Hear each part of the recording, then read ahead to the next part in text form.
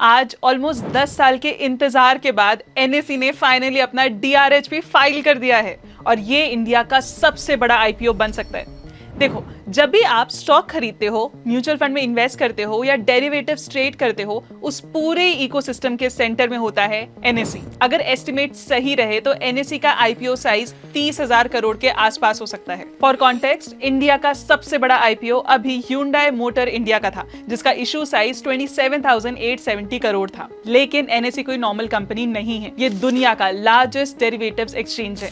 FY26 में NSE पर 36.99 billion derivative contracts trade हुए और स्केल के साथ प्रॉफिट्स भी इक्वली इंप्रेसिव हैं। FY26 में एनएसई ने 16,601 करोड़ रेवेन्यू और 10,302 करोड़ नेट प्रॉफिट जनरेट किया। मतलब हर 100 रुपए रेवेन्यू पर कंपनी लगभग 62 रुपए का प्रॉफिट कमा रही है। इसकी प्रॉफिटेबिलिटी की वजह से अनलिस्टेड मार्केट में एनएसई की वैल्यूएशन लगभग 5 लाख करोड़ तक पहुंच चुकी है। अब आईपीओ स्ट्रक्चर भी बहुत इंटरेस्टिंग है। ये प्योर ऑफर फॉर सेल होगा, मतलब कंपनी नए शेयर्स इशू नहीं करेगी। एग्जिस्टिंग शेयर होल्डर्स अपनी होल्डिंग का एक हिस्सा बेचेंगे।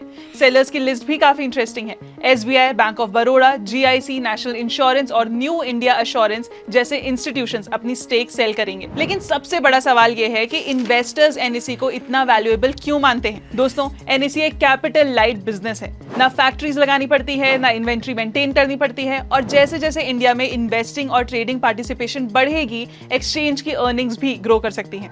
हाँ, रिस्क्स भी हैं। SEBI regulations, derivatives trading rules और मार्केट एक्टिविटी डायरेक्टली एनएसई के रेवेन्यूज को इंपैक्ट कर सकते हैं।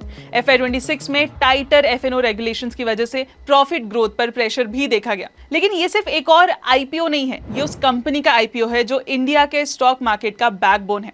अब देखना यह होगा कि एनएसई की फाइनल वैल्यूएशन क्या होती है और क्या ये इंडिया के आईपीओ हिस्ट्री का नया रिकॉर्ड बना पाती है। आपको क्या लगता है? कमेंट सेक्शन में जरूर बताना। Investments in securities market are subject to market risks. Read all the related documents carefully before investing.